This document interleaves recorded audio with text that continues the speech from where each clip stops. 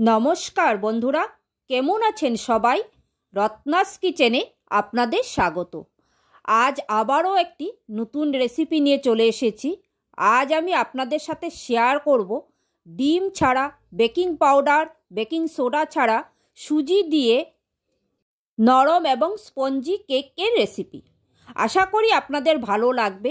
সামনেই ক্রিসমাস, আপনারাও এইভাবে ডিম ছাড়া বাড়িতে কেক তৈরি করতে পারেন। আজকে এই কেকের রেসিপিটা আপনাদের কেমন লাগলো অবশ্যই আমাকে কমেন্টস করে জানাবেন। যদি ভালো লাগে লাইক, শেয়ার আর কমেন্ট করতে ভুলবেন না।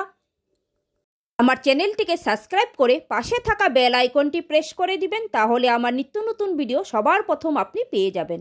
যারা ফেসবুক থেকে আমার ভিডিওটি দেখছেন, যদি ভালো লাগে তাহলে আমার পেজটিকে ফলো করে দিবেন। চলুন রেসিপিটা শুরু করি। কেকের ব্যাটারটা তৈরি করার জন্য এখানে আমি একটা বোল নিয়েছি আর নিয়েছি একটা মেজারিং কাপ। আপনারা যে কোনো কাপ বা গ্লাস, বাটি দিয়ে কিন্তু এই কেকের উপকরণগুলো দেবেন, তাহলে কিন্তু কেকটা খুব সুন্দর হবে আর খুব স্পঞ্জি আর নরম হবে। কেকের কিন্তু প্রধান হলো মাপটা। উপকরণ যদি ঠিকঠাক মতো হয় তাহলে কিন্তু কেক খুব সুন্দর ফুলে উঠবে আর খুব নরম হবে। তো আপনারা যে কোনো একটা বাটি, কাপ বা গ্লাস দিয়ে কিন্তু মেপে উপকরণগুলো দিবেন। তো আমি এই কাপটা নিয়েছি, এই কাপ দিয়ে কিন্তু আমি সব উপকরণগুলো দেব।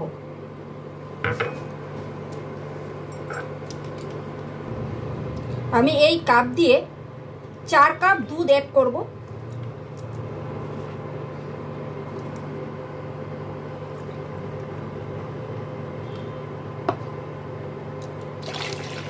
দুই কাপ, 3 কাপ, 4 কাপ। 4 কাপ আমি দুধ এখানে অ্যাড করে দিলাম। আর দিয়ে দিচ্ছি এই কাপ দিয়েই 1 কাপ চিনি গুঁড়ো। চিনিটাকে আমি গুঁড়ো করে নিয়েছি আগে থেকেই। চিনির গুঁড়োটা দিলে কি হবে, দুধের সাথে খুব ভালো করে চিনিটা মিশে যাবে। আপনারা চাইলে এমনি চিনিও দিতে পারেন, তাতে কি হবে চিনিটা মেশাতে একটু সময় লাগবে। আর গুঁড়ো চিনিটা দিলে গুঁড়ো চিনিটা কিন্তু খুব তাড়াতাড়ি মিশে যাবে। এখন চিনিটাকে আমি এই দুধের সাথে খুব ভালো করে মিশিয়ে নেব। এটা বেশি সময় লাগবে না, যেহেতু গুঁড়ো চিনি তাড়াতাড়ি কিন্তু মিশে যাবে।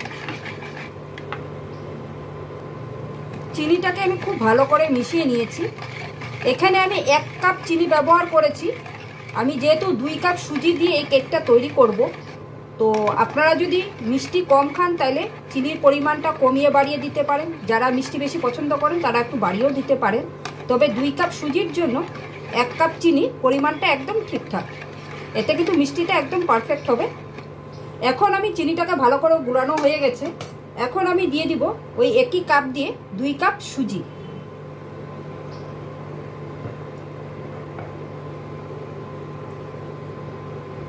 এখন আমি সুজিটাকে খুব ভালো করে মিশিয়ে নেব এই দুধের সাথে।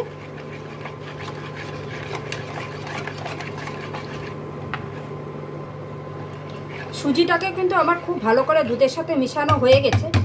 এখন আমি এর মধ্যে দিয়ে দিব এই কাপ দিয়েই 1/2 কাপ সাদা তেল। আমি এখানে তেলের ব্যবহার করছি, আপনারা চাইলে কিন্তু বাটারও ব্যবহার করতে পারেন। এখন এই তেলটাকেও কিন্তু খুব ভালো করে দুধ আর সুজির সাথে মিশিয়ে নিতে হবে। একটা উপকরণ আর একটা উপকরণের সাথে কিন্তু খুব ভালো করে মেশাতে হবে, তাহলে কিন্তু কেকটা খুব সুন্দর হবে আর খেতেও খুব ভালো লাগবে। উপকরণগুলো কিন্তু খুব ভালো করে একে অপরের সাথে মিশাতে হবে। এখন তেলটাকেও আমি খুব ভালো করে মিশিয়ে নেব। তেলটাকেও আমি মিশিয়ে নিয়েছি। এখন আমি এর মধ্যে অ্যাড করে দিব এই কাপ দিয়ে 1 কাপ আটা। আমি এখানে আটা আর সুজি মিলিয়ে এই কেকটা তৈরি করছি। আপনারা চাইলে আটার পরিবর্তে কিন্তু ময়দাও ব্যবহার করতে পারেন। এখন এই আটাটাকেও আমি খুব ভালো করে মিশিয়ে নেব। প্রত্যেকটা উপকরণ কিন্তু খুব ভালো করে মিশাতে হবে।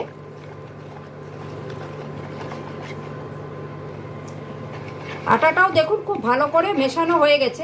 আমি প্রায় 5 মিনিটের মতো খুব ভালো করে কিন্তু সবগুলো উপকরণগুলোকে মিশিয়ে নিয়েছি। এখন আমি এর মধ্যে অ্যাড করে দিব 1 চামচের মতো ভ্যানিলা এসেন্স। এতে কেকের ফ্লেভারটা কিন্তু খুব সুন্দর আসবে। এখন এই ভ্যানিলা এসেন্সটাকে কিন্তু খুব ভালো করে কেকের সাথে মিশিয়ে নেব। আপনারা চাইলে ভ্যানিলা এসেন্সের পরিবর্তে এলাচ গুঁড়োও দিতে পারেন।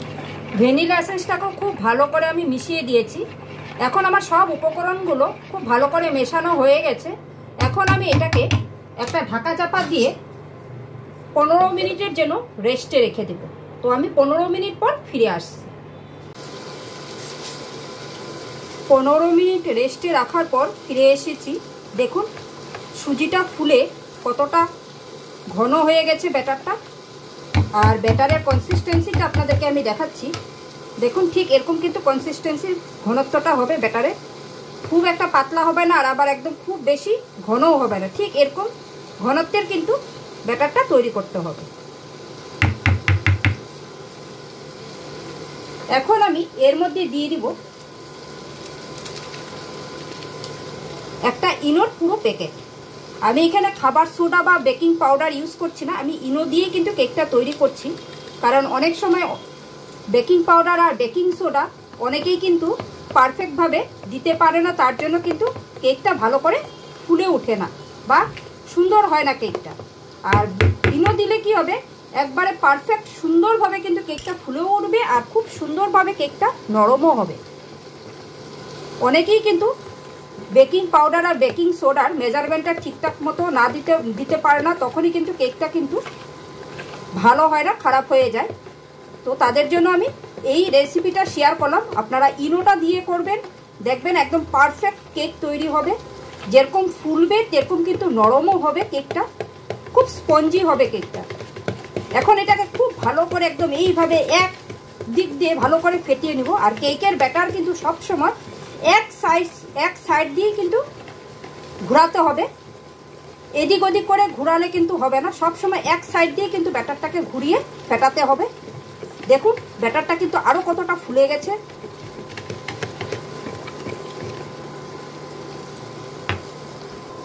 এখানে আমি এরকম একটা কেক মোল্ড নিয়ে নিয়েছি। আপনাদের ঘরে যেরকমেরই পাত্র থাকুক সেই পাত্রেই কিন্তু আপনারা কেকটা তৈরি করতে পারবেন। স্টিলের টিফিন ক্যারিয়ার বা স্টিলের গামলি বা এরকম অ্যালুমিনিয়ামের যদি বাটি বা থাকে সেটার মধ্যেও কিন্তু কেক খুব সুন্দর করে করা যায়। তো আমি এরকম একটা কেক মোল্ড নিয়ে নিয়েছি। আর দেখুন এটার মধ্যে কিন্তু আমি খুব ভালো করে ঘি ব্রাশ করে নিয়েছি আর নিচে একটা বাটার পেপার লাগিয়ে দিয়েছি। আর আপনাদের কাছে যদি বাটার পেপার না থাকে সেই ক্ষেত্রে আপনারা খাতার যে সাদা পেপারগুলো হয় সেগুলোকে বাটির সাইজে কেটে এইভাবে বসিয়ে দিবেন আর উপর থেকে একটু তেল ব্রাশ করে দিবেন।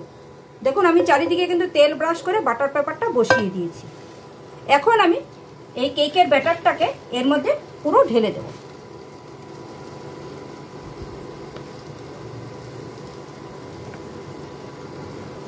ব্যাটারটা পুরোপুরি ঢালা হয়ে গেছে। এখন আমি এই কেকের বাটিটাকে একটু এইভাবে ডিপ করে দিব, যাতে ভেতরে যদি কোনো এয়ার থাকে সেটা বেরিয়ে যাবে।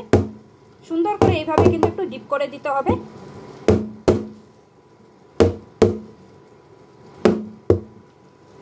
তো আমার ডিপ করা হয়ে গেছে।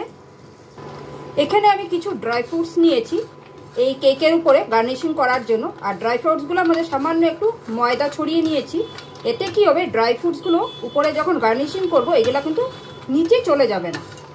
আর এমনিতে যদি শুধু ড্রাই ফ্রুটসগুলো উপরে দিয়ে দেওয়া হয় তাহলে কিন্তু যখন কেকটা ফুলবে তখন কিন্তু এই ড্রাই ফ্রুটসগুলো সব নিচে গিয়ে জমাট বেঁধে যাবে। তো আমি এখানে এই কালো কিশমিশ, তারপর কাজু আর নিয়েছি টুটি ফ্রুটি। এই টুটি ফ্রুটিগুলো কিন্তু আমি ঘরেই তৈরি করেছি। তো এখন আমি কেকের উপরটাকে একটু গার্নিশিং করে দেবো। এখন আমি কেকের উপরে এই ড্রাই ফ্রুটসগুলো দিয়ে একটু গার্নিশিং করিয়ে দিচ্ছি।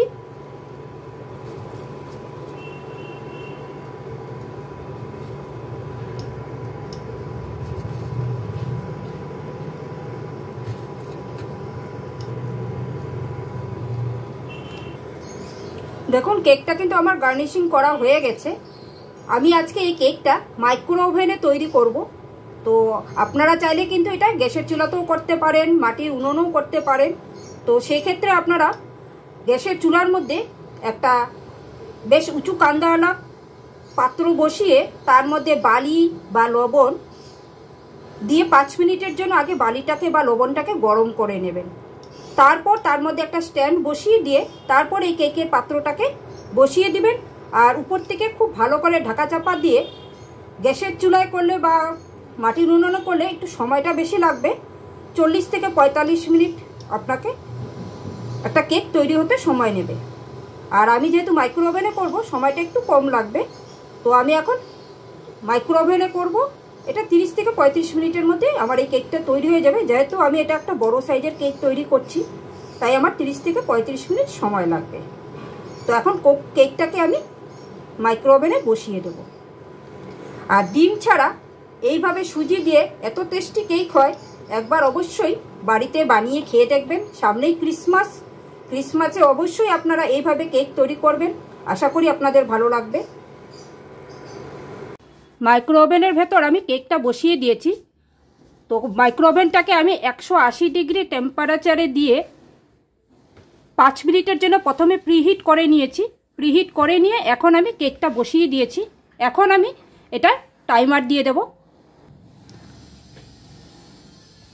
আবারও আমি এটাকে 180 ডিগ্রিতে নিয়ে নিয়েছি। এখন আমি এটাকে 35 মিনিটের জন্য টাইমার দিয়ে দেব। দেখুন আমি 35 মিনিটসের জন্য এটা টাইমার দিয়ে দিয়েছি। তো 35 মিনিট পর আমি ফিরে আসছি। কেকটা আমার বেকড হয়ে গেছে। আমার 35 মিনিটসের টাইমার দিয়েছিলাম, কিন্তু 35 মিনিটসের মধ্যে কেকটা হয়নি, আমার আরও 5 মিনিটের টাইমার দিতে হয়েছে। তো টোটাল কেকটা আমার তৈরি হতে 40 মিনিট সময় নিয়েছে। তো দেখুন কেকটা যে পুরোপুরি হয়ে গেছে, আর উপকরণগুলো যে সঠিক মাপের হয়েছে। তো কেকটা দেখুন কি সুন্দর মাঝখান থেকে ফেটে গিয়েছে। কেক যদি এভাবে ফেটে যায় তাহলে বুঝবেন যে আপনার কেকটা কিন্তু পারফেক্ট হয়েছে। এখন আমি একটা ছুরির সাহায্যে আপনাদেরকে দেখাচ্ছি। দেখুন ছুরিটার মধ্যে কিন্তু একটুকু কিছু দাগ লেগে আসেনি। তো তার মানে আমার কেকটা পুরোপুরি হয়ে গেছে। এখন এটাকে আমি সাইডগুলোকে এইভাবে একটু ছুরির সাহায্যে কেটে দেব। কেটে দিয়ে এটাকে আমি ডিমোল্ড করে নেব। আর এটা কিন্তু কেকটা একটু ঠান্ডা হওয়ার পরেই করতে হবে। কেকটা আমার কিন্তু ঠান্ডা হয়ে গেছে, হালকা একটু গরম আছে। এখন আমি ছুরির সাহায্যে এইভাবে সাইডগুলোকে কেটে নিয়েছি। এখন আমি একটা উপর থেকে প্লেট এইভাবে রেখে দিব, আর এটাকে উল্টে আমি ডিমোল্ড করে নেব। দেখুন কেকটাকে কিন্তু আমি খুব সুন্দর করে ডিমোল্ড করে নিয়েছি। এখন যে বাটার পেপারটা আছে, এই বাটার পেপারটাকে আমি আস্তে করে তুলে দেব। এখন বাটার পেপারটাকে এইভাবে তুলে দেব।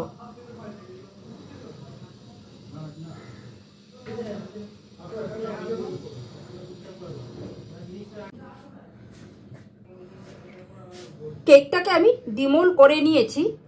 তো আজকে আমার এই সুজি দিয়ে ডিম ছাড়া এই কেকের রেসিপি আপনাদের কেমন লাগলো অবশ্যই আমাকে কমেন্টস করে জানাবেন। আশা করি আপনাদের ভালো লাগবে। যদি ভালো লাগে একটা লাইক, কমেন্ট আর শেয়ার করতে ভুলবেন না। আমি আপনাদেরকে কেকটা একটু কেটে দেখাচ্ছি।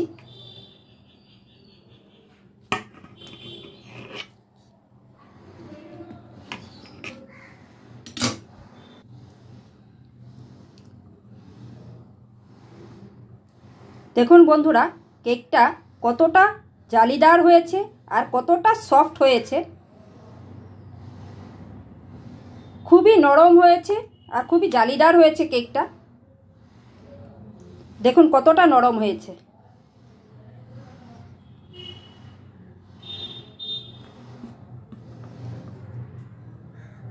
তো আজকের এই ভিডিওটা আমি এখানেই শেষ করছি। আপনারা সকলেই সুস্থ থাকবেন, ভালো থাকবেন। আবার একটা নতুন ভিডিও নিয়ে আপনাদের সাথে আমার দেখা হবে। Thank you.